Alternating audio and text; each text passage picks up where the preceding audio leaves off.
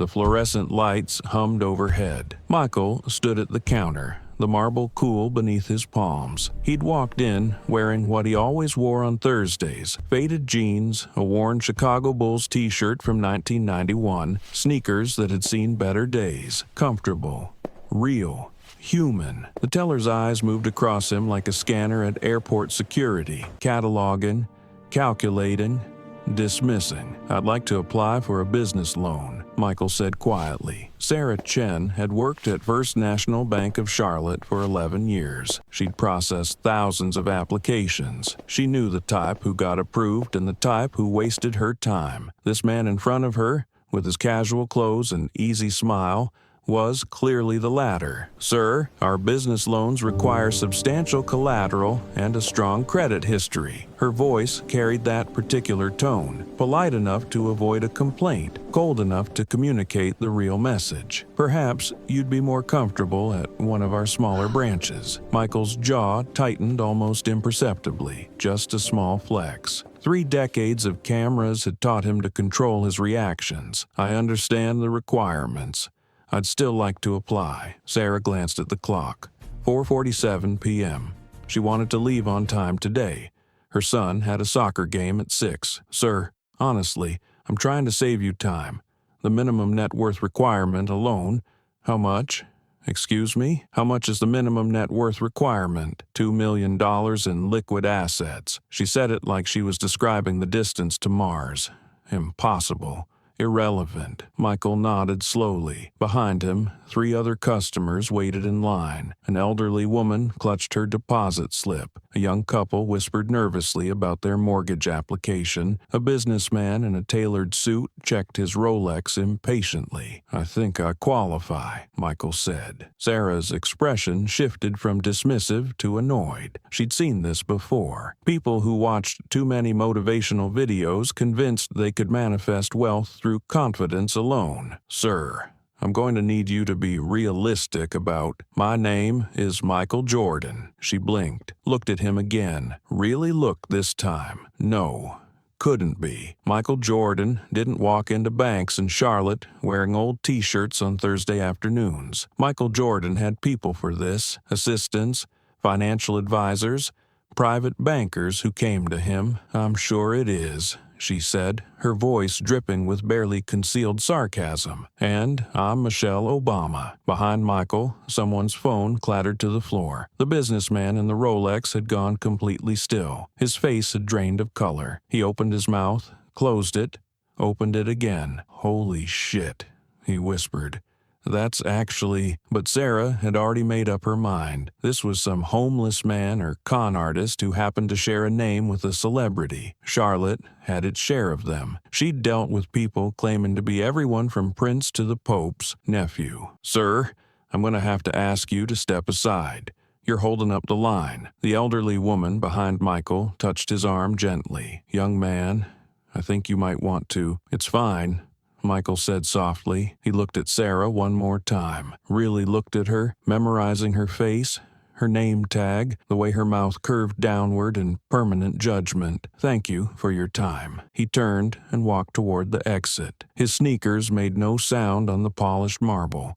The automatic doors whooshed open, letting in the humid Charlotte afternoon. He paused for just a moment in the doorway, silhouetted against the bright sunlight. Then he was gone. Sarah exhaled. Finally, she gestured to the next customer. "How can I help you today?" The businessman in the Rolex didn't move. His hands were shaking. "Do you know what you just did?" "I helped someone manage their expectations," Sarah replied coolly. "Next customer, please." That was Michael Jordan. His voice came out strangled. That was actually Michael Jordan. 6-time NBA champion, billionaire, owner of the Charlotte Hornets. The lobby went silent. Sarah's smile froze on her face like a crack spreading across ice. That's not possible. He would have shown ID. He shops at the Target on Providence Road," the elderly woman said quietly. "I've seen him there. He buys his own groceries, wears normal clothes. He's just normal. Sarah's hands found the edge of the counter. The marble suddenly felt less cool, more like it was burning through her palms. He didn't say. The businessman was already pulling up his phone. His fingers flew across the screen. Do you understand? Do you have any idea? He turned the phone around. Google Images. Michael Jordan, that same face, those same eyes, wearing a t-shirt almost identical to the one that had just walked out of the bank. Oh, God, Sarah whispered. What happened next didn't just change one teller's career, it changed how an entire institution understood the meaning of value, dignity, and the dangerous assumption that wealth announces itself with a tailored suit and a confident smile. 18 hours earlier, the phone call. Michael sat in his home office, the Charlotte skyline glowing through floor-to-ceiling windows. The city he'd chosen, the city he'd invested in, the city that had embraced him not just as a basketball legend, but as a neighbor, a business owner, a human being who preferred Target to private shoppers and liked his coffee from the corner diner. His phone buzzed. Marcus Thompson, his lead financial advisor. We've got a problem with the Henderson development. Michael leaned back in his chair. The Henderson project was his baby, a mixed-income housing development that would transform one of Charlotte's struggling neighborhoods. Affordable apartments, local business spaces, community centers, not a charity project. A real, sustainable investment in the city's future. What kind of problem? Financing fell through. Our primary lender got cold feet about the affordable housing component. They want market-rate luxury condos or they're out. Michael was quiet for a long moment. Outside, Charlotte pulsed with life. Cars on the interstate. Lights in apartment windows, people coming home from work, starting their evenings, living their lives. How much do we need? $12 million to keep the project moving. We can scramble, call in some favors, but Michael, this is exactly the kind of thing a good banking relationship prevents. You need an institutional partner, someone local who understands the vision. Set up meetings. All the major banks in Charlotte. I want to know who actually cares about this city and who just wants to slap their name on luxury high-rises. Michael, you don't need to go to meetings. We can send... No, his voice was firm. I want to do this myself. Quietly. No advance calls, no red carpets. I want to see how these banks actually treat people when they think they're just regular folks walking in off the street. Marcus sighed. He'd worked with Michael long enough to know when an argument was pointless. Okay, but maybe wear a suit? Michael smiled. Where's the fun in that? The test. Over the next 3 days, Michael visited 7 banks. Bank 1. The receptionist asked him to take a seat in the waiting area. 45 minutes later, she apologized, but all the loan officers were with clients. Could he make an appointment? Maybe next week? Next month would be better, actually. Bank 2. The junior loan officer, who finally saw him, spent the entire meeting looking over Michael's shoulder at the door, clearly hoping someone more important would walk in. Have you considered a personal loan instead? Much smaller amounts, more appropriate. Bank 3. Security followed him from the moment he entered. Not obviously, but he felt their eyes, tracked his movements. When he asked to speak with someone about a business loan, they suggested he try their community outreach program for small business development. Translation: charity for people who looked like they needed charity. Bank 4. The loan officer listened politely, took notes, then gently explained that someone with your profile might want to build more credit history before attempting this level of financing. Michael had a credit score north of 800. His profile could buy the bank. Bank 5. They at least ran his name through their system, but the associate who came back wore confusion like a mask. Sir, there's a note here that says, are you affiliated with the Jordan brand in some way? Like, do you work for them? Michael had smiled. Something like that. Bank 6, they recognized him immediately. The entire energy shifted like someone had flipped a switch. Suddenly, there was coffee, comfortable chairs, the senior vice president emerging from his office with extended hand and brilliant smile. Michael thanked them. politely and left. He didn't need people who only saw his fame. Bank 7, First National Bank of Charlotte, Sarah Chen, Thursday afternoon. The rejection that would become legend. That night, the diner. Michael sat in his usual booth at Mert's Heart and Soul, the comfort food restaurant that had been his Charlotte sanctuary for years. Fried chicken, mac and cheese, collard greens that tasted like his grandmother's kitchen. The owner, Miss Mary, didn't treat him like Michael Jordan, the icon. She treated him like Michael, the regular who always ordered extra cornbread. "You look troubled," she said, sliding into the booth across from him. "Just thinking about people. How we see each other. How we judge." Miss Mary's eyes were sharp, kind. She'd lived 73 years and forgotten nothing. "Someone judge you today, baby? Someone decided I wasn't worth their time based on my shoes." She laughed, a sound like wind chimes. "Oh, honey, some people spend so much time looking down, they miss everything above eye level." She patted his hand. "What you gonna do about it?" Michael was quiet for a long moment. Outside the diner's window, Charlotte moved through its evening rhythms. People getting off work, heading home, living lives that had nothing to do with fame or basketball or billion-dollar empires. "I'm going to teach a lesson," he said finally, "not out of spite, out of necessity. Because if they treated me like that, how do they treat everyone else who walks in looking like they might need something?" Miss Mary nodded slowly. "Just make sure the lesson leaves room for redemption. Everybody deserves a chance to learn, even people who should have known better." Friday morning, the homework. Michael didn't sleep. He never needed much. 4, maybe 5 hours on a good night. His brain ran too fast, processed too much. Tonight, it spun through possibilities, consequences, strategies. By 3 a.m., he had Marcus on the phone. "I need everything on First National Bank of Charlotte.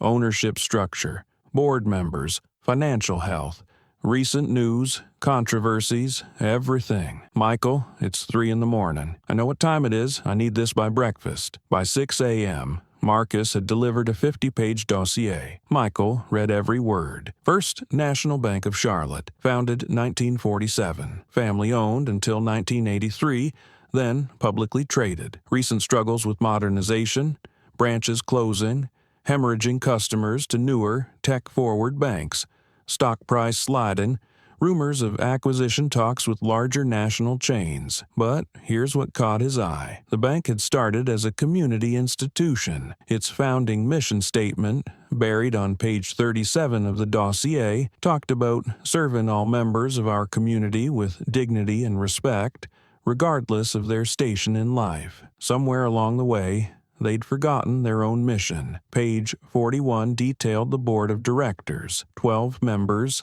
11 were white men over 60. The 12th was Karen Westbrook, 53, the first black woman to join the board 3 years ago. According to the notes, she'd been pushing for diversity training and policy reforms. She was routinely outvoted. Michael picked up his phone. "Marcus, I need you to arrange a meeting with Karen Westbrook. Today, if possible. Private, confidential. She's on the bank's board. That's going to raise questions about. Tell her Michael Jordan wants to discuss the bank's future. Trust me, she'll make time." Friday afternoon, the meeting. They met at his office. Karen Westbrook arrived precisely on time, carrying a leather portfolio and an expression of carefully controlled curiosity. "Mr. Jordan, I'll admit I was surprised by your call. Please, Michael." He gestured to the sitting area. Comfortable chairs, no desk between them. "Can I get you anything? Coffee? Water? I'm fine, thank you." She sat, posture perfect, eyes direct. "Your assistant said you wanted to discuss the bank's future. I'm intrigued, though I should mention any discussions about potential investments or acquisitions would need to involve our full board." Michael leaned forward. "Yesterday, I walked into one of your branches, dressed like this." He gestured to his current outfit. Jeans, polo shirt, sneakers. "I asked for a business loan. Your teller looked at me and decided I wasn't worth her time. Didn't ask for ID, didn't run my name through your system, just dismissed me based on how I looked." Karen's expression didn't change, but something flickered behind her eyes. Recognition, maybe, or resignation. Which branch? Downtown. Sarah Chen was the teller's name. Karen closed her eyes briefly. I'm so sorry.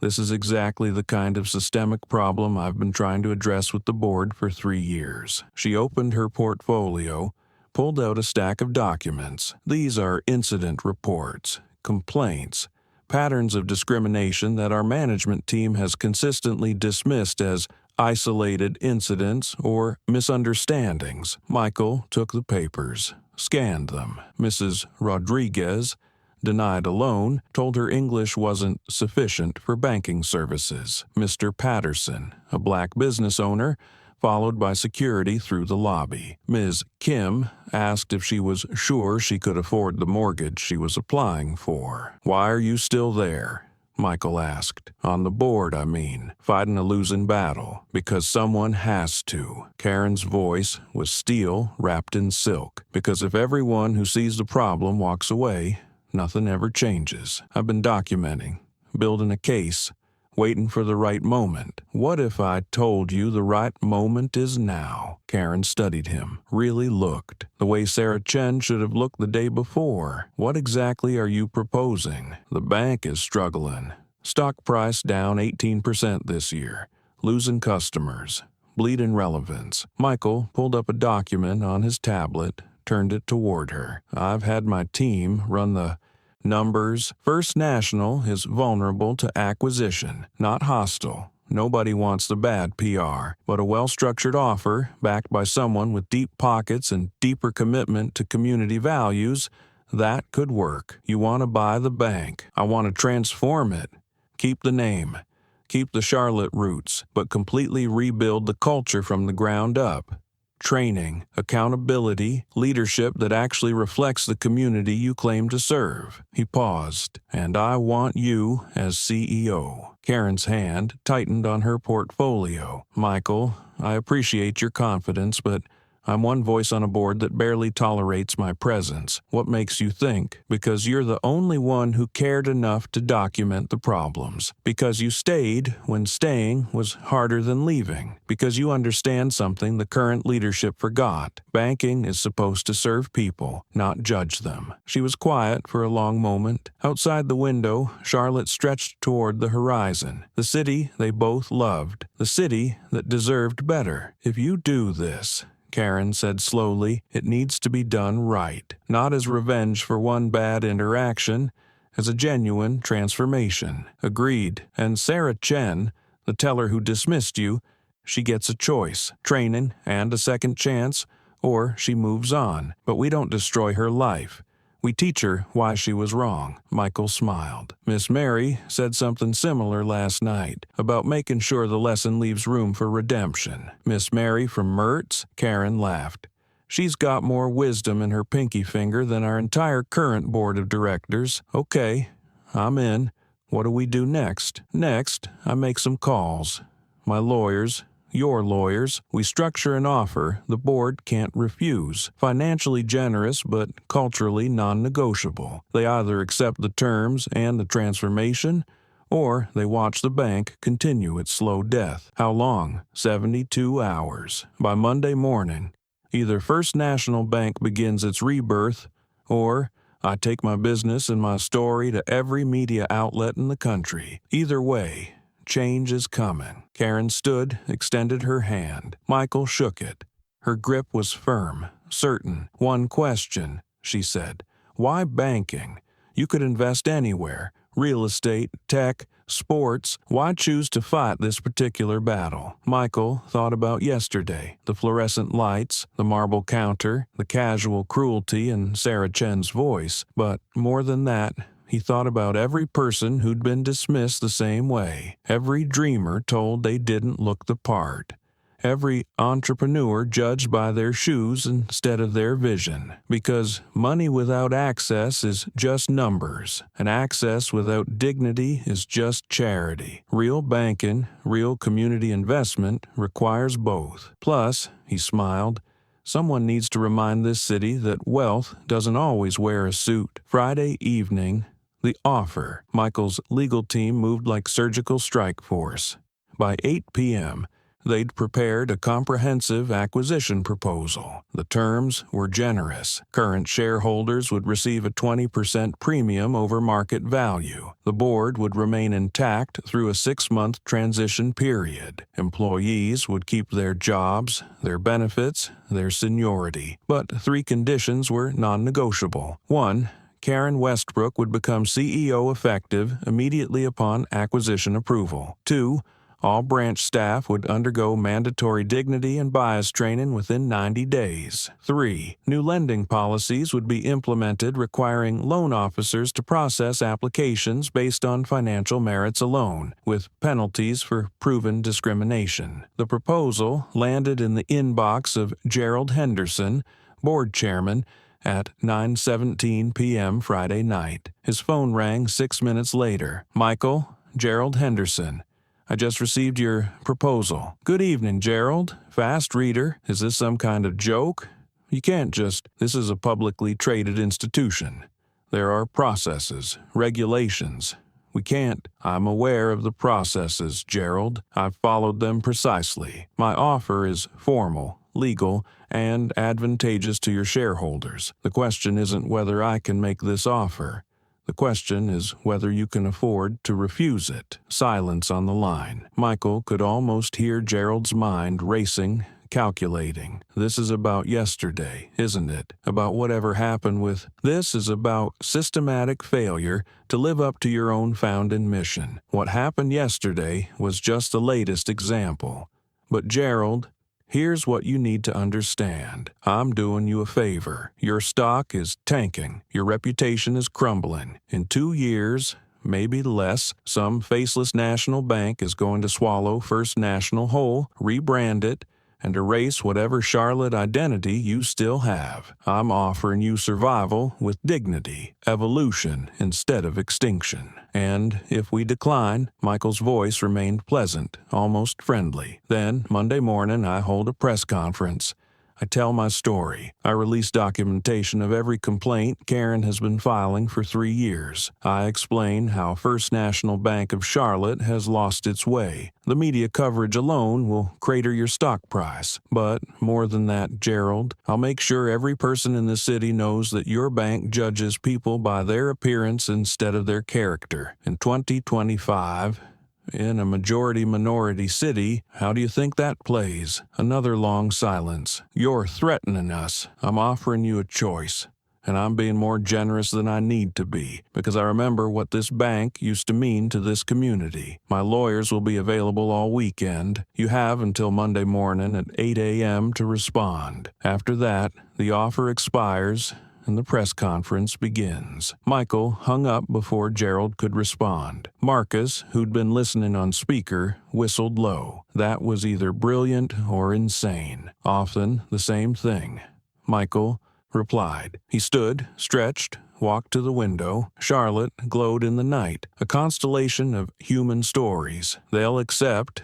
They have to. The math doesn't work any other way. And if they don't, then we buy them in 6 months after their stock crashes further, and we do it without being generous. But I'm betting on human nature, Marcus. People choose survival. They choose the exit ramp when the alternative is driving off a cliff. His phone buzzed. A text from Karen Westbrook. I've been on 3 phone calls in the last 10 minutes. Board members panicking.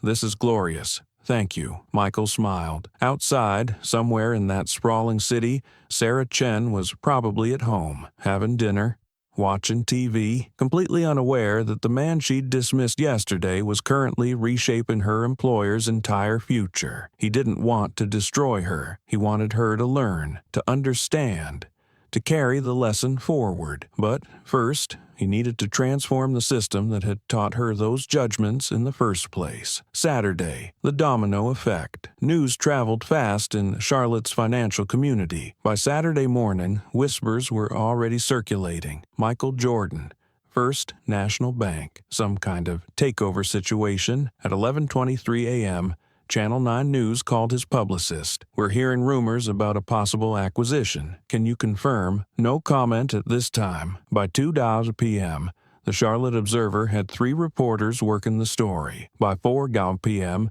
The business section editor was making calls to board members who uniformly declined to comment. The silence made the story bigger, more mysterious, more urgent. Gerald Henderson called an emergency board meeting for Sunday morning. 11 of 12 board members confirmed attendance within an hour. Karen Westbrook was the 12th, and her response was simple: "I'll be there," with coffee and documentation. Saturday evening, Michael received a different kind of call. Mayor Williams. "Michael, please tell me you're not about to blow up one of our oldest financial institutions." "No, Mayor.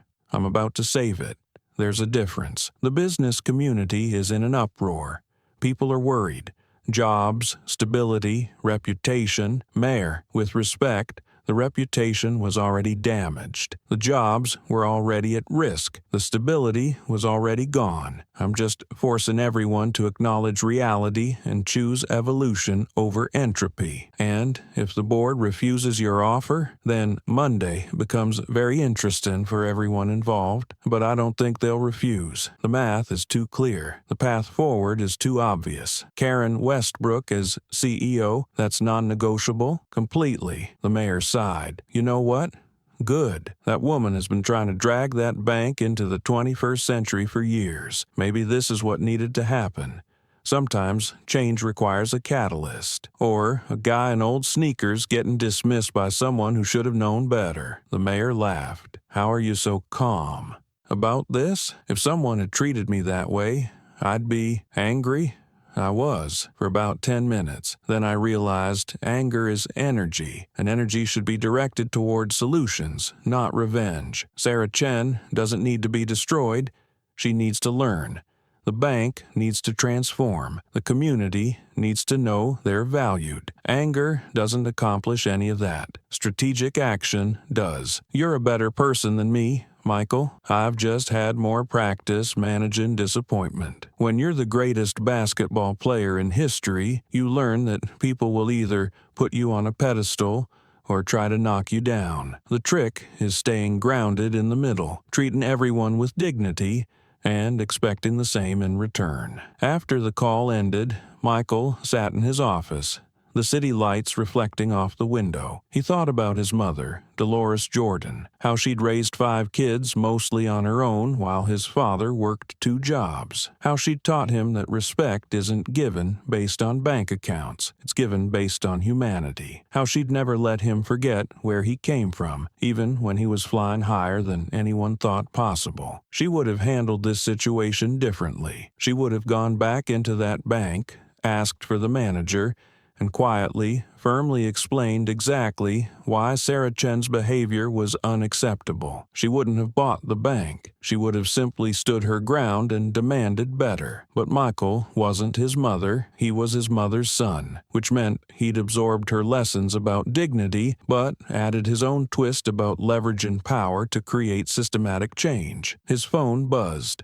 A text from Miss Mary. "Whatever you're doing, do it with love, not anger. Change hearts, not just policies." He smiled. Charlotte was a small town dressed up like a big city. Everybody knew everybody's business, and everybody had an opinion. "Love and consequences," he texted back. "They can coexist." "Amen," she replied. "Now go to bed. You can't save the world on no sleep." But Michael didn't sleep.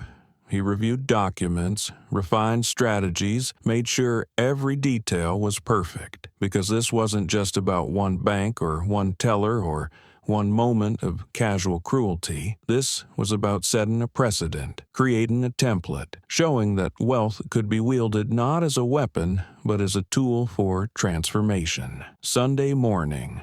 The board meeting. The First National Bank boardroom occupied the top floor of their downtown headquarters. Mahogany table, leather chairs, oil paintings of previous board chairmen lining the walls. 15 stern white men in suits, their eyes judging the present from the past. Gerald Henderson called the meeting to order at 9:01 a.m. sharp. "We all know why we're here. We've received an acquisition offer from Michael Jordan. The terms are," he paused, choosing words carefully, "generous financially. But the conditions are problematic." "Problematic?" Karen Westbrook's voice cut through the room. like a well-aimed blade. Or uncomfortable. Karen, this isn't the time for... No, Gerald, this is exactly the time. You want to know what's problematic? I'll tell you. She stood, opened her portfolio, began distributing documents. 37 documented complaints of discriminatory behavior in the last 18 months, 15 formal grievances filed with the FDIC, 8 pending lawsuits alleging bias in lending practices, a stock price that's down 23% over 3 years, a customer satisfaction rating that ranks us 47th out of 52 regional banks. That's problematic. Board member Thomas Whitfield shifted uncomfortably. Those numbers are taken out of context. Are they? Karen pulled up a presentation on the screen. Here's the context. We've lost 16% of our customer base since 2020. 92% of those losses were from minority communities. Meanwhile, our approval rate for business loans to non-white applicants is 38% lower than our rate for white applicants with identical credit profiles. Want more context? Silence.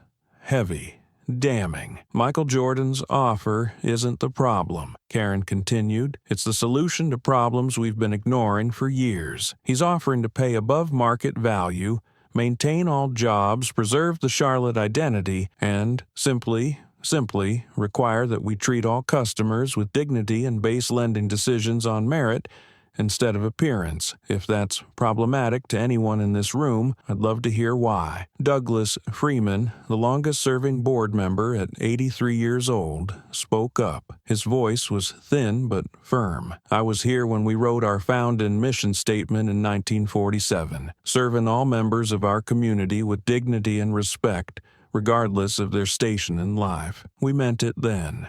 Somewhere, we forgot it. Maybe we need someone to remind us what we used to know. Douglas, Gerald started. I vote yes on the acquisition, with all conditions accepted. One by one, hands began to rise. Thomas Whitfield, yes. Margaret Chen, yes. Robert Zimmerman, yes. By 9:47 a.m., the vote was complete. 11 in favor. 1 abstention, Gerald Henderson, who sat with his hands folded, his expression unreadable. It's decided then, he said quietly. Karen, as incoming CEO pending acquisition approval, what's your first priority? Calling Michael Jordan to accept his offer, then drafting a public statement that acknowledges our failures and commits to transformation. Then, on Monday, meeting with every branch manager in this city to explain that a new era begins immediately, regardless of when the acquisition formally closes. Gerald nodded slowly. I've led this board for 12 years. I thought I was doing right by our shareholders, our employees, but I can see now that I was so focused on balance sheets that I forgot about the people behind the numbers. That's a failure I have to own. He looked at Karen. I hope you'll do better than I did. I plan to, Karen said, with help from people who never forgot what banking is supposed to be. Sunday afternoon, the acceptance. Michael was at the gym, his private facility in his home, where he still pushed himself like he was training for a season that would never come. Physical discipline, mental clarity. The court might have retired him, but he'd never retired the work ethic. His phone rang at 2:34 p.m. Karen Westbrook. We accepted, she said. Unanimous vote. Well, 1 abstention, but that was Gerald basically acknowledging he's on his way out. Michael stopped mid-rep, set down the weights. How do you feel? Terrified, excited, determined, all of it at once. She laughed, a sound of relief and possibility. Michael, this is really happening. We're really going to transform this institution. We are. But Karen, this is your show now. I'm the investor and the catalyst, but you're the leader. The vision is yours.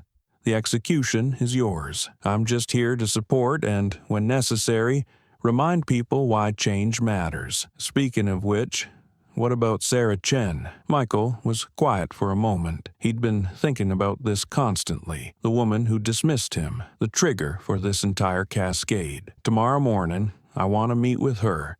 You, me, and Sarah. Private, before the news breaks. She deserves to hear directly from us what happened and why it matters. You're not going to fire her? No, I'm going to give her a choice. Learn and grow or move on. But that choice needs to be hers, made with full understanding of what she did wrong and why it matters beyond just one bad interaction. You're more generous than most people would be. Maybe. Or maybe I just remember all the times in my life when someone gave me a second chance when they didn't have to. Coach Smith, Phil Jackson, my mother, about 1,000 times. Mercy isn't weakness, Karen.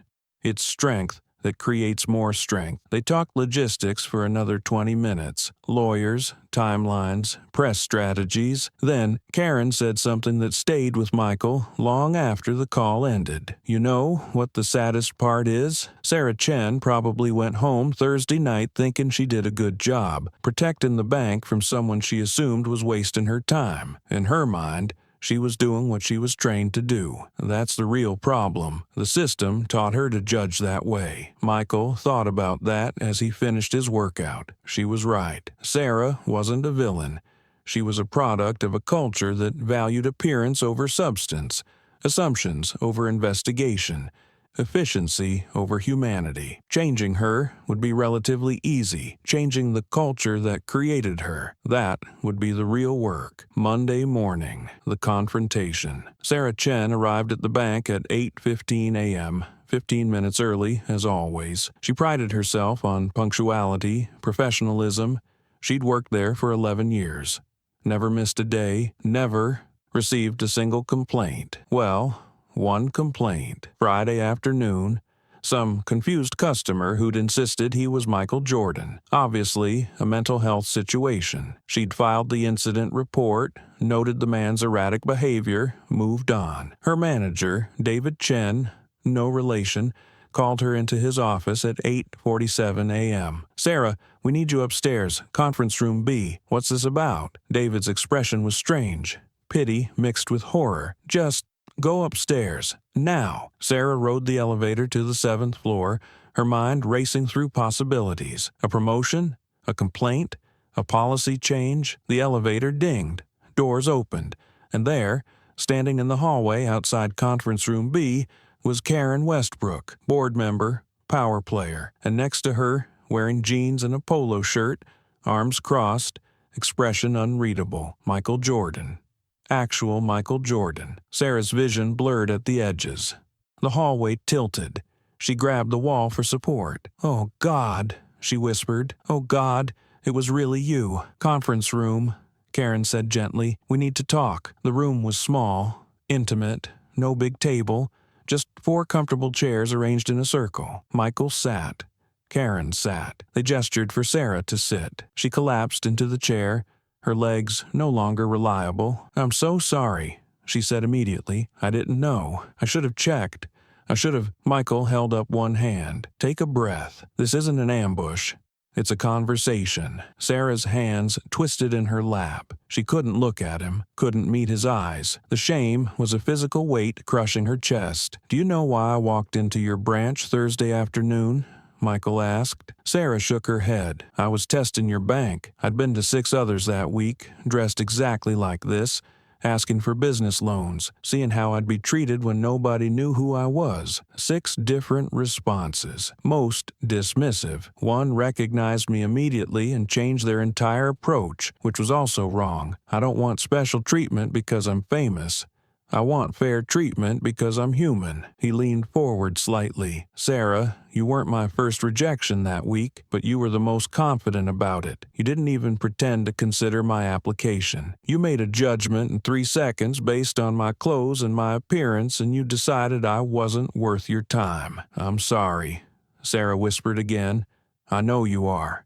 Now, but Thursday afternoon, you weren't sorry. Thursday afternoon, you were annoyed that I was wasting your time. That's what I need you to understand. Your apology now is about getting caught. Your behavior then was about something deeper.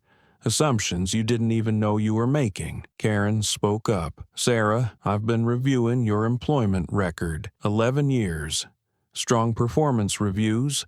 No previous complaints. By every metric, you're a good employee. But here's what I need you to understand. You're not a bad person. You're a person who's been working in a bad system, a system that taught you to make snap judgments, a system that values efficiency over empathy, a system that prioritizes certain kinds of customers over others. Sarah finally looked up. Her eyes were red, wet. I lost you a customer, a billionaire customer. I cost the bank. You cost the bank something more valuable than one customer. Michael interrupted. You cost it trust. When I left your branch, I told 3 friends about what happened. They told their friends. By Friday morning, a dozen people I know were moving their accounts to other banks, not because I asked them to, because they realized that if First National Bank could dismiss Michael Jordan based on his clothes, they could dismiss anyone. Nobody wants to bank at a place that might judge them for not looking rich enough. He paused,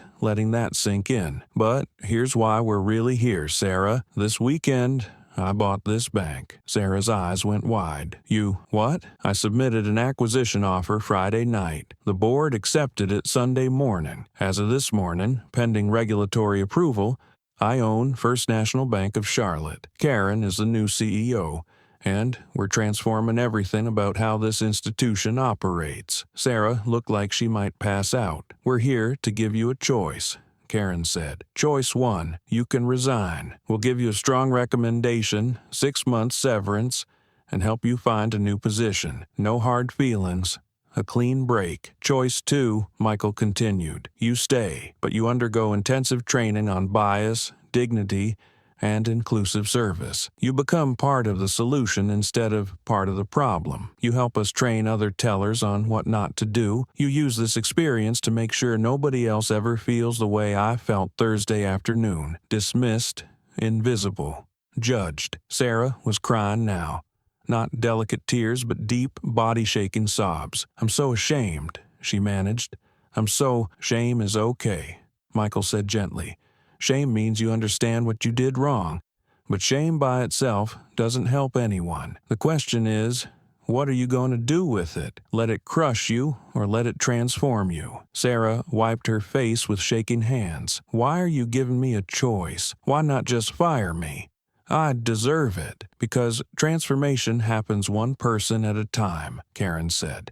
And because we believe people can learn, grow, change, but only if they're willing to do the work. Only if they're willing to look at their own biases and challenge them. I don't want to leave, Sarah said quietly. This is my home. I've been here 11 years. I love this job.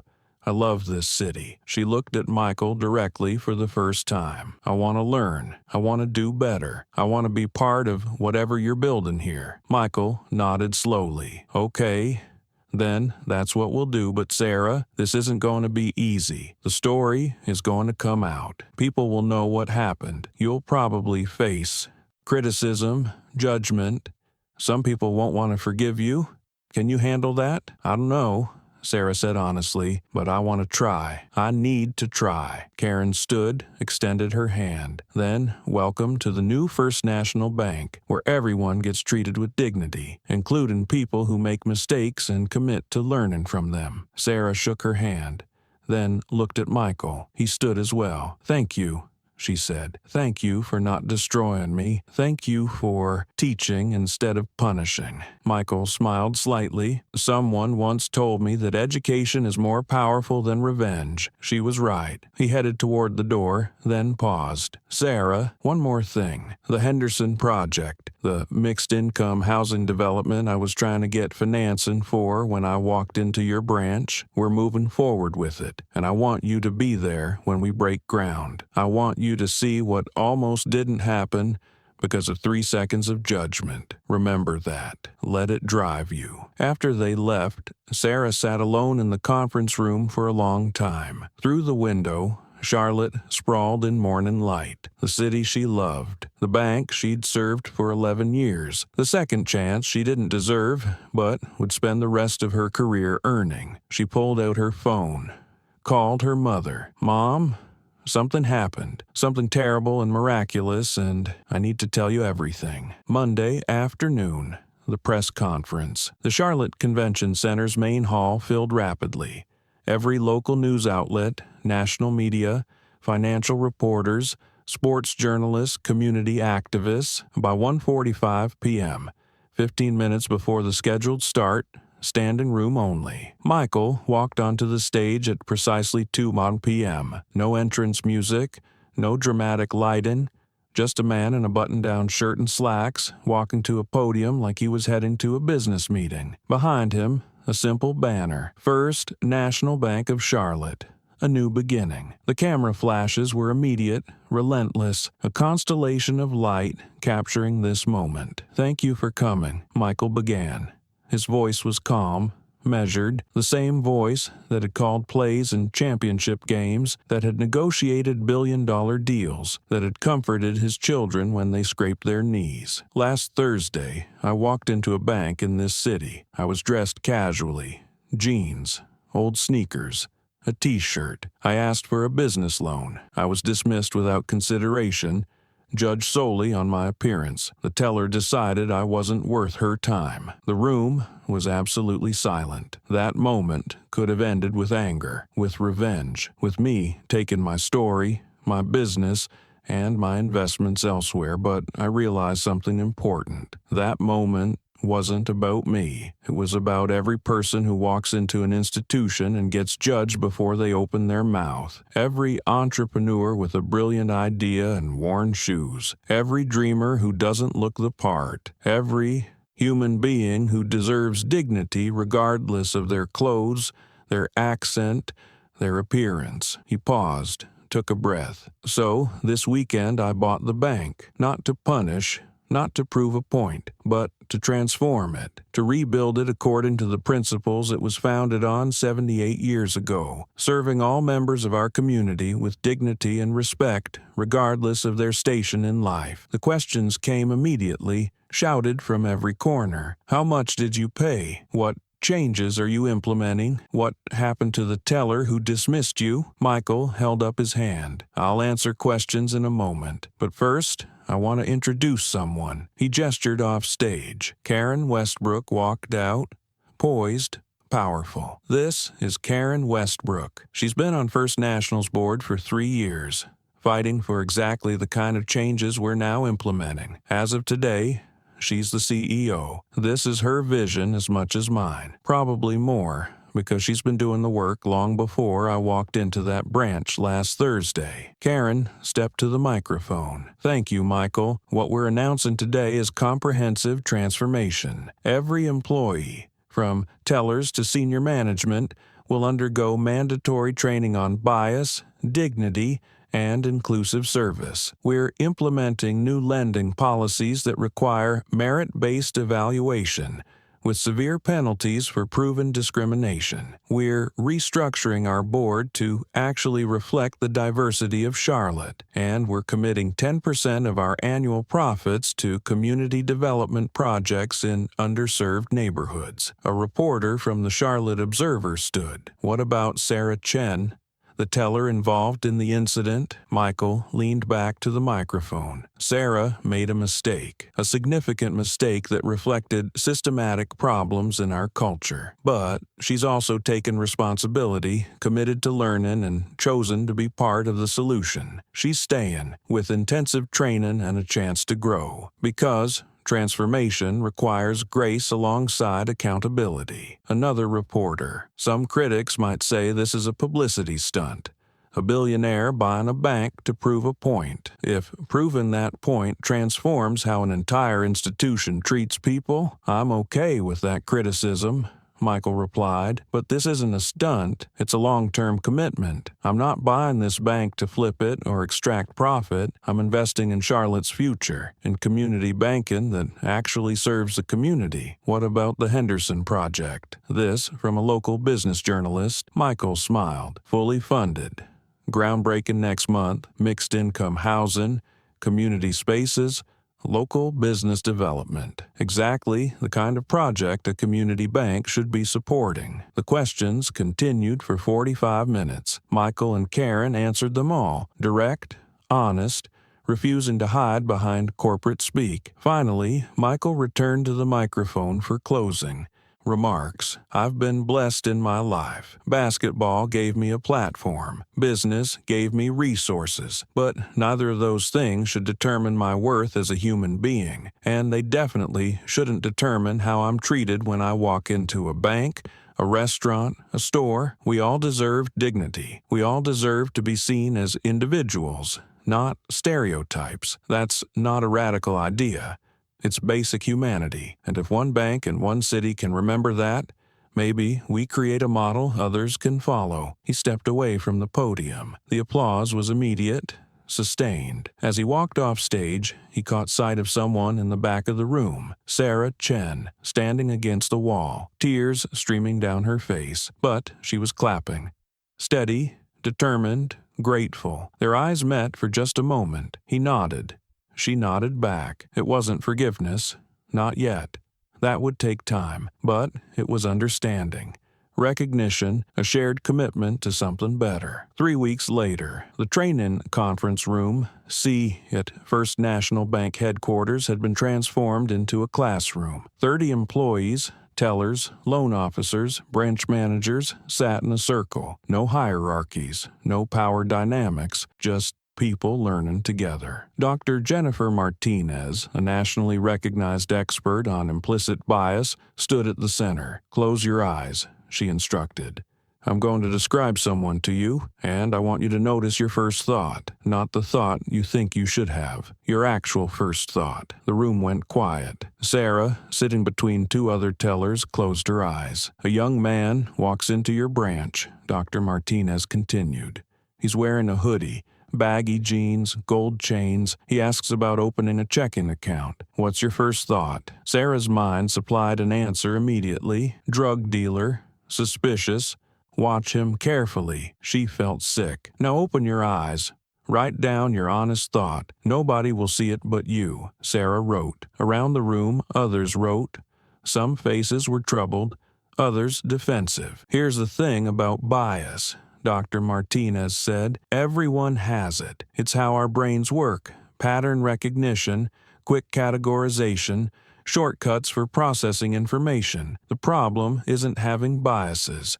The problem is not examining them, not challenging them, acting on them without awareness." She pulled up a series of images on the screen. Same person, different clothing. Image 1, young black man in a three-piece suit. When you see this, you think, professional, successful, trustworthy. Image 2, same man in athletic wear. Now you think, athlete, casual, approachable. Image 3, same man in a hoodie and jeans. Now you think, dangerous, suspicious, threatening. Same man, same character, same potential as a customer, but your brain assigns different value based solely on presentation. That's bias, and it affects every interaction you have, whether you realize it or not. The training continued for 8 hours a day, 5 days straight. Role-playing exercises, difficult conversations, video reviews of actual customer interactions, analyzed for subtle cues of judgment or dismissal. On day 3,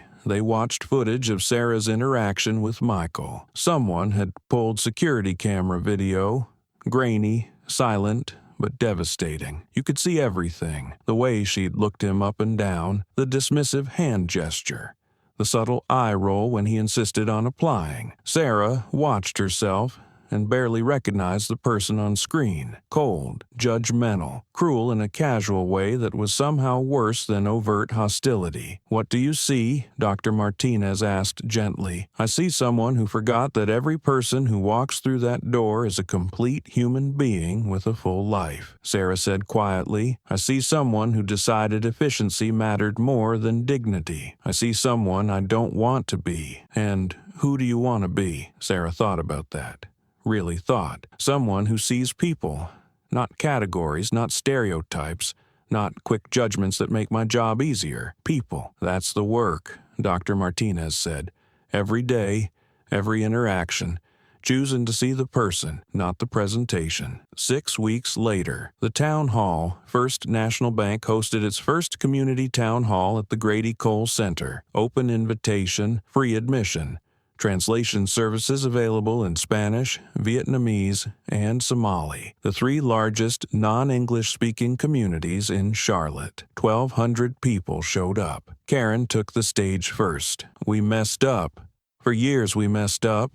We forgot who we were supposed to serve. We forgot that banking is a service, not a favor. We forgot that every person deserves dignity. Tonight is about accountability, about listening, about showing you the changes we're making and hearing what else needs to change. For 3 hours, people spoke. Some stories of discrimination, some suggestions for improvement, some expressions of cautious hope. Mrs. Rodriguez, the woman who'd been told her English wasn't sufficient, stood at the microphone. I've been in this country 40 years.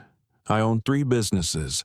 I pay my taxes. I raise my grandchildren. But when I walked into your bank, I was made to feel like I didn't belong, like my accent meant I was less than. That hurt worse than any rejection. Karen met her eyes directly. You're right, and I'm sorry. Under our new policies, language is never a barrier to service. We're hiring multilingual staff. We're providing translation services, and we're training every employee to understand that communication takes many forms, all of them valid. Mr. Patterson, the black business owner who'd been followed by security, spoke next. I've been building businesses in Charlotte for 20 years. Never had a loan application approved at First National. Meanwhile, my white colleagues with identical financials approved immediately. You want to know why I don't trust banks? That's why. Michael, sitting in the front row, stood up. That's exactly why we're here. That's exactly what we're fixing. And sir, I'd like to personally review your business portfolio. If you're interested in expanding, I want First National to be your partner, not because of what happened, but because good business deserves support, regardless of who's doing it. The crowd erupted in applause. A young woman, maybe 25, approached the microphone nervously. I'm a small business owner. I make handmade jewelry. I've been trying to get a small business loan for 2 years. Every bank says I'm too risky. They look at me. I have tattoos, pink hair. I don't look like their idea of a business owner, and they dismiss me before they even see my financials. I'm profitable. I'm growing, but nobody takes me seriously. Sarah Chen, sitting 3 rows back, stood up. Her hands were shaking, but her voice was steady. I'm Sarah Chen. I'm the teller who dismissed Michael Jordan 6 weeks ago, and I need you to know something. I would have dismissed you too, not because of your business, because of your appearance. Because I was making judgments based on presentation instead of merit. That was wrong. Completely, inexcusably wrong. The crowd went silent. I'm learning to do better, Sarah continued. I'm learning that how someone looks tells me nothing about their worth, their intelligence, their potential.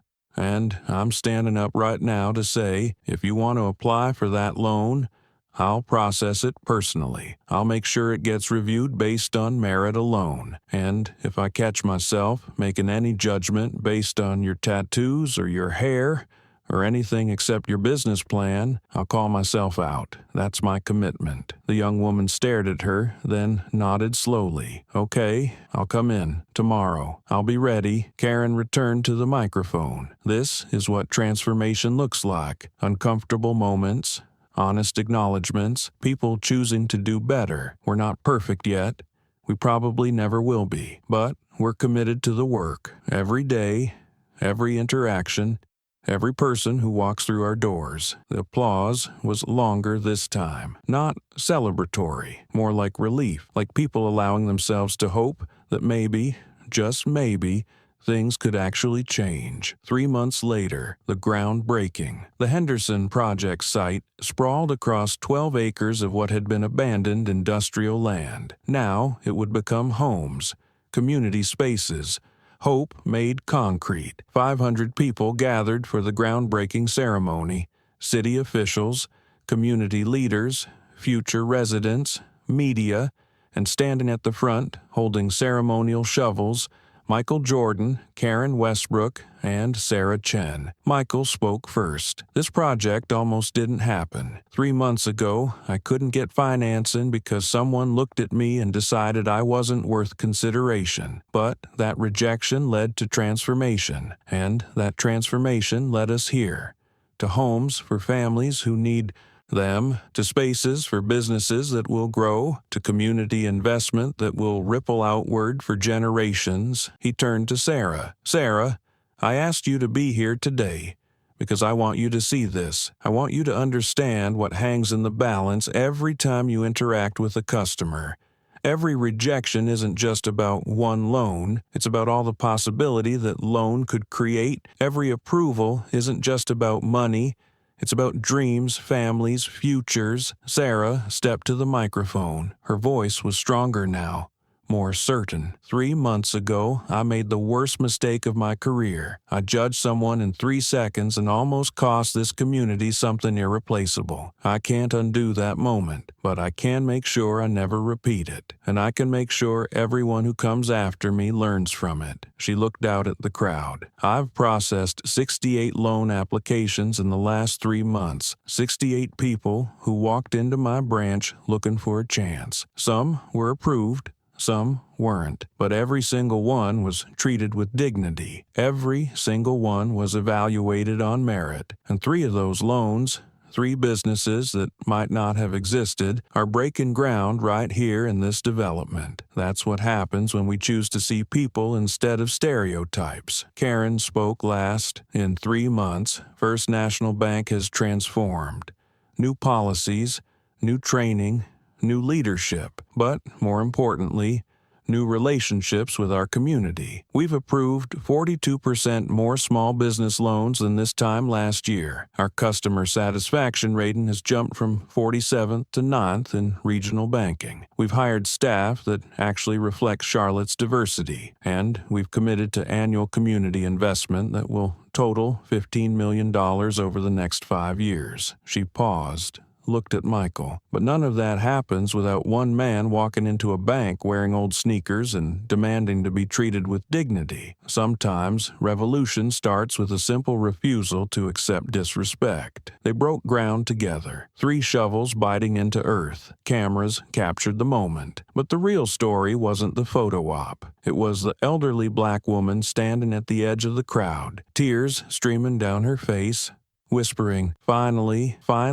someone stood up. It was the young Latina entrepreneur who'd just been approved for her first business loan, clutching the paperwork like it was made of gold. It was the white construction worker who'd been hired for the project, who'd been unemployed for 8 months, who would now be able to feed his kids. It was the ripple effect of one moment of injustice transformed into systematic change. 6 months later, the follow-up. Michael sat in his office, reviewing quarterly reports from First National Bank. The numbers told a story. Profits down slightly in the short term. All that training, all that restructuring cost money, but customer base expanding rapidly, reputation improving, long-term stability increasing. His phone rang. Karen Westbrook. Have you seen the Forbes article? Not yet. Good or bad? Read it yourself?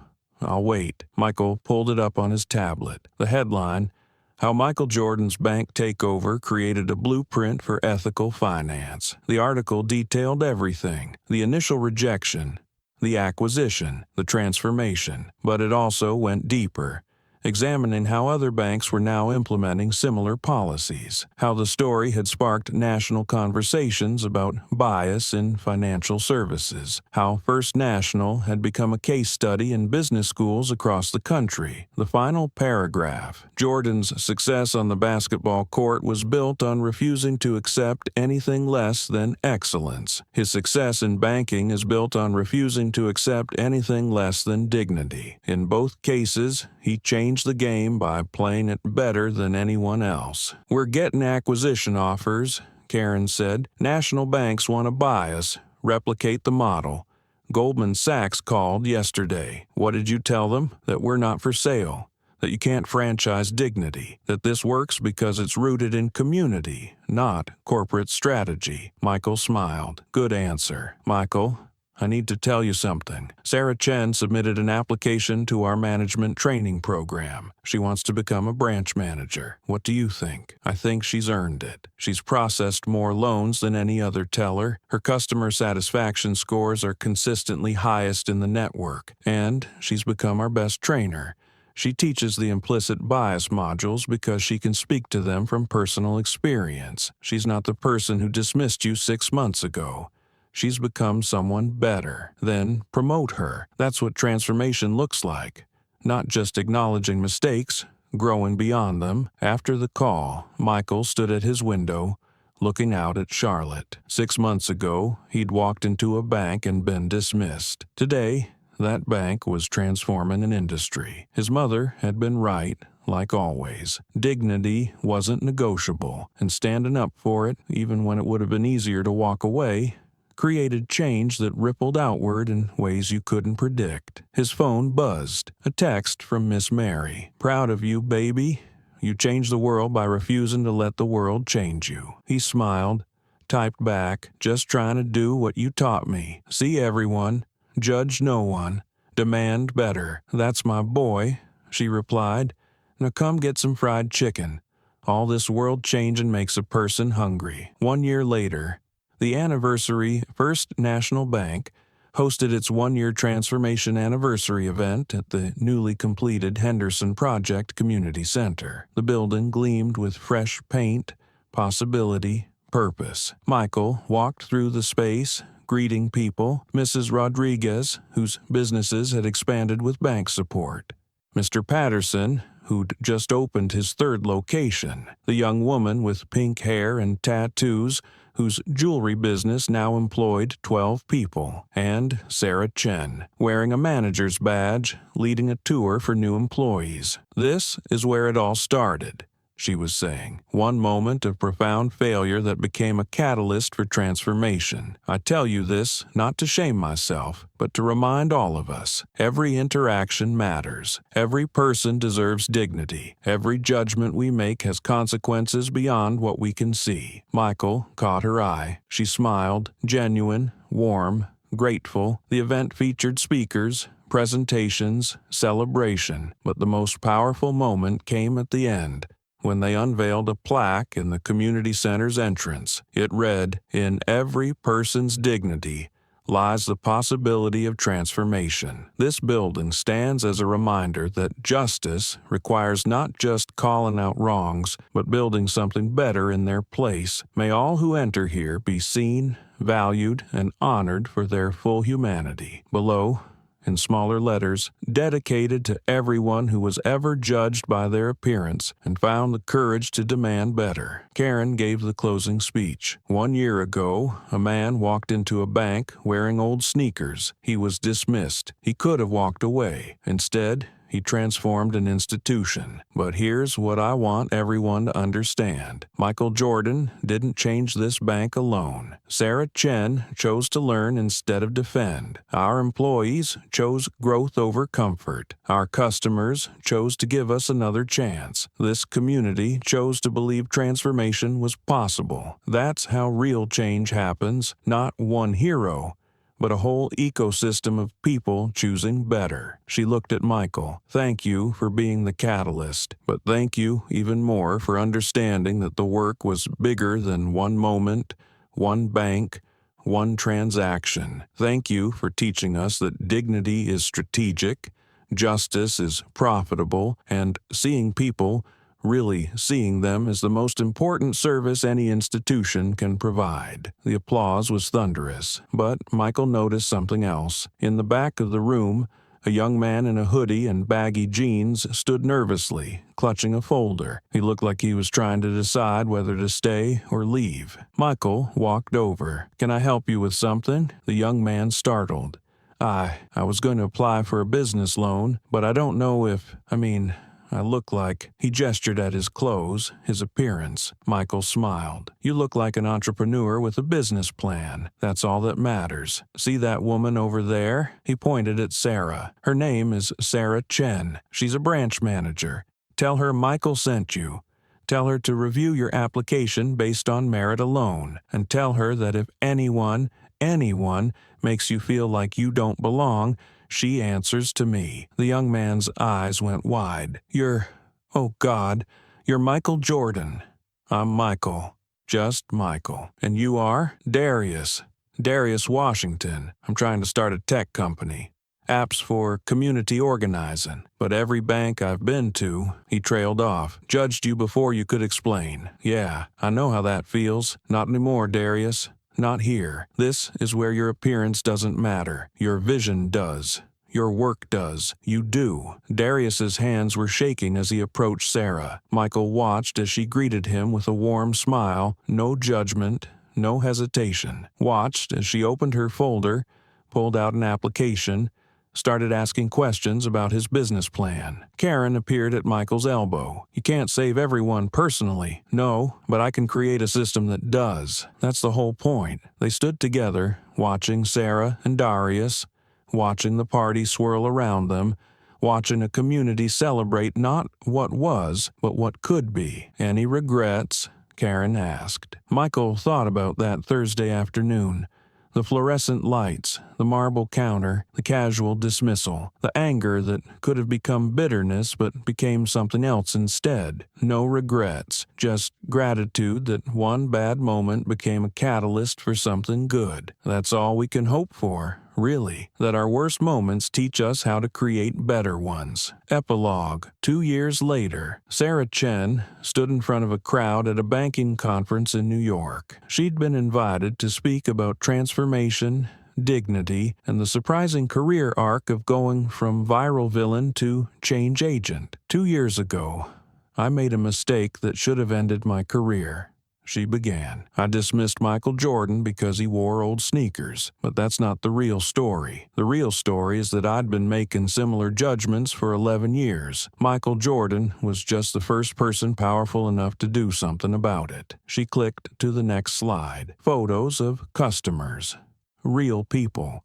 Real stories. This is Mrs. Washington. I denied her a small business loan 3 years before the Michael Jordan incident. She looked too old to start a business, I thought. She went to another bank, got approved, and her catering company now employs 30 people. That could have been our customer. That could have been our success story. I lost it because I judged. Another slide. This is Marcus Thompson, young black man, wanted a mortgage. I made him jump through twice as many hoops as I made white applicants. He went elsewhere, bought a house, started investing in real estate. That could have been our relationship. I lost it because I assumed. Another slide. This is Kim Nguyen. Her accent was thick. Her English wasn't perfect. I suggested she come back with a translator. She went to a different bank where they actually helped her instead of making her feel inadequate. That could have been our loyalty. I lost it because I prioritized comfort over service. She paused, looked out at the audience, hundreds of banking professionals, all watching, all judging, all wondering if they'd made similar mistakes. Here's what I want you to understand. I'm not a bad person. I never wanted to discriminate. I never thought of myself as biased. But I was, and that's the insidious thing about systemic bias. It doesn't require bad intentions. It just requires unchecked assumptions, unexamined shortcuts, comfort with the status quo. Final slide. A photo of her standing with Michael Jordan at the Henderson Project groundbreaking. Michael Jordan saved my career by giving me a choice. Learn or leave. I chose to learn, and in learning, I discovered that the work of transformation is never finished. Every day, I catch myself making a snap judgment. Every day, I have to consciously choose to see the person instead of the presentation. It's exhausting. It's humbling. It's absolutely essential. She stepped away from the podium. Questions? A hand shot up. Do you still work at First National Bank? I'm now Senior Vice President of Community Relations. I oversee our branch network, our training programs, and our community investment strategy. Michael Jordan and Karen Westbrook took a huge risk on me. I spend every day trying to be worth that risk. Another question. What would you say to other banking professionals who might be making similar mistakes? mistakes. Sarah thought carefully. I'd say you probably are, not because you're bad people, but because our systems train us to make quick judgments, and quick judgments are almost always based on surface-level characteristics. The solution isn't guilt, it's awareness. It's building in checks and balances, it's measuring your approval rates across demographics and asking hard questions when you see disparities. It's choosing discomfort over complacency. After the talk, people lined up to speak with her. Some shared their own stories of transformation. Some admitted they saw themselves in her initial behavior. Some asked for advice on implementing similar changes at their institutions. Late that night, back in her hotel room, Sarah FaceTimed her mother. "How'd it go, baby?" "Good, I think. Scary, but good." Her mother's eyes were warm, proud. "You know what I'm most proud of? Not that you made a mistake, not that you got a second chance, but that you chose to own it, to use it, to become someone who makes sure others don't have to fight as hard for dignity as Michael Jordan did." "I'm trying, Mom, every day. That's all any of us can do. Try, learn, grow, be better tomorrow than we were today." After the call ended, Sarah pulled up her email. A message from Darius Washington, the young man in the hoodie Michael had sent to her 2 years ago. Subject line, "We did it." She opened it. Photos of his app launch party. His company had just secured Series A funding, $3 million. Investors who believed in his vision because First National Bank had believed in him first. "Thank you," the email said. "Thank you for seeing past my hoodie. Thank you for seeing me." Sarah saved the email, added it to a folder she kept titled, "Why the Work Matters." It was full now. Dozens of stories, dozens of lives changed because one institution chose transformation over tradition. She thought about Thursday afternoon 2 years ago, the fluorescent lights, the marble counter, the moment she'd dismissed someone who would change her entire life. If she could go back, would she change it? Would she choose to recognize Michael Jordan immediately, process his application, avoid the whole catastrophe? No, she realized, because that comfortable path would have left the system intact, would have left her biases unexamined, would have left thousands of future customers vulnerable to the same casual judgments she'd been making for years. Sometimes the hardest moments are the most necessary ones. Sometimes transformation requires the catalyst of complete failure. She opened her laptop, started drafting her next speech. This one would be for a community college in Charlotte, talking to young people entering the financial services industry. The title, "The Day I Learned That Dignity Isn't Optional. It's the Entire Job. Present Day. The Legacy." Michael Jordan sat in his office, now overlooking both the Charlotte skyline and the completed Henderson project. 327 families lived there now. 42 small businesses operated in the commercial spaces. A community center offered after-school programs, job training, health services. First National Bank had become the model for community banking nationwide. Their policies had been adopted by 17 other institutions. Their training programs were franchised to banks across the country. Their transformation had sparked a movement. But Michael didn't measure success in policy changes or profit margins. He measured it in moments, like the grandmother who'd walked into a First National branch last week, nervous about applying for a loan to help her grandson's college expenses. The teller had greeted her warmly, in Spanish, and processed her application with dignity. Approved. No judgment, just service. Like the young entrepreneur with purple hair and facial piercings who'd gotten funding for her sustainable fashion startup. When asked why she chose First National, she'd said, "Because they see my business plan, not my aesthetic." Like Sarah Chen, speaking at conferences, training other institutions, using her worst moment to create better ones for thousands of others. His phone rang. "Karen Westbrook, we just hit a milestone. As of this quarter, First National Bank has approved more small business loans to minority entrepreneurs than any other regional bank in the country, and our default rate is lower. Turns out, when you judge people on merit instead of appearance, You make better business decisions. Who knew? Michael laughed. Shocking. It's almost like dignity is good business. Michael, I need to ask you something. We've been approached about writing a book. The full story, the transformation, the blueprint for other institutions. What do you think? I think the story isn't mine to tell alone. It's yours. Sarah's.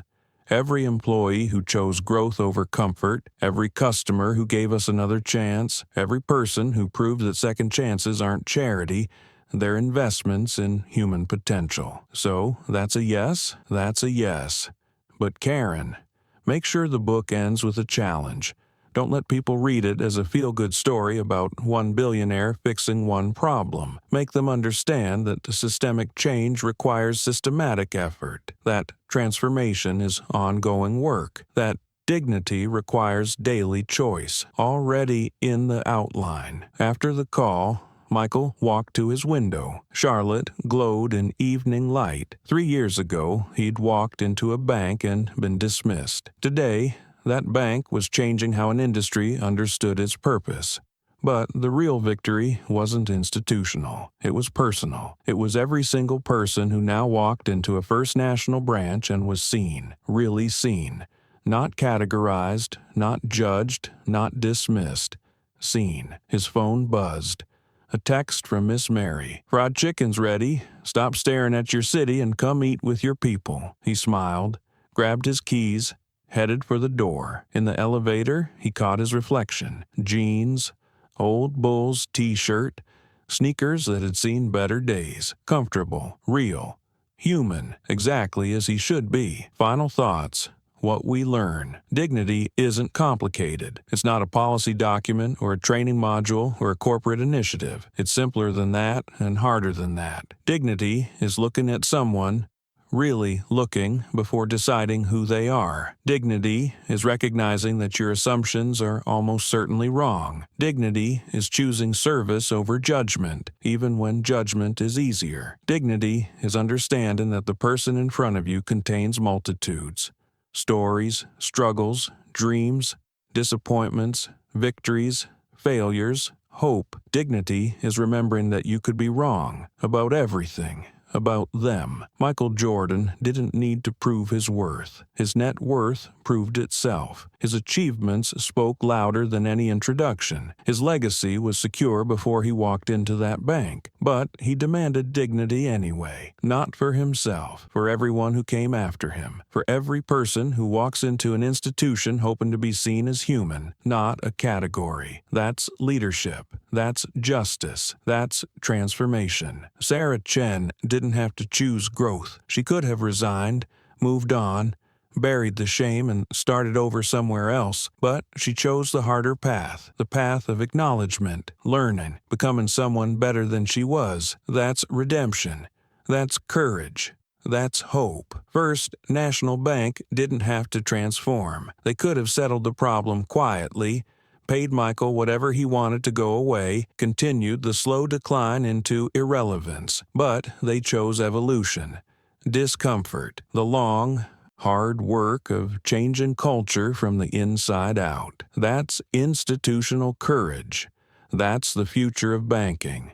That's what community investment actually means. None of this would have happened if one man in old sneakers had simply walked away from disrespect. But he didn't. He stood there, demanded better, and when he had the power to enact change, he chose transformation over revenge. That's the lesson. Not that one person can change everything, but that one person refusing to accept indignity can spark change that ripples outward in ways we can't predict. Every time you see someone, really see them. Every time you judge less and listen more. Every time you choose dignity over convenience. Every time you demand better, not just for yourself, but for everyone who doesn't have your platform, your resources, your voice. You're continuing the work Michael Jordan started that Thursday afternoon in Charlotte. You're building a world where old sneakers don't determine your worth. You're creating the kind of institutions, communities, systems that actually serve the people they claim to value. That's not just banking. That's humanity. The way it's supposed to work. The way it can work. The way it will work if enough of us choose to make it so. So what do you think? Have you ever walked into a place and felt judged before you opened your mouth? Have you ever been that person doing the judging? Have you caught yourself making assumptions based on appearance? Share your stories in the comments. Let's talk about how we create dignity,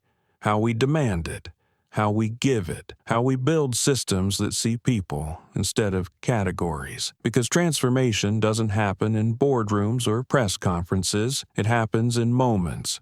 Small choices, daily decisions to see a little clearer, judge a little less, honor the humanity in everyone we encounter. If you found this story valuable, hit that like button. Subscribe for more stories about people who refused to accept the status quo and changed it instead. And click the notification bell so you never miss a story about transformation, justice, and the power of demanding dignity. Until next time, remember, you never know who's wearing old sneakers and carrying the power to change everything. Treat everyone with dignity, not because of who they might be, but because of who you are.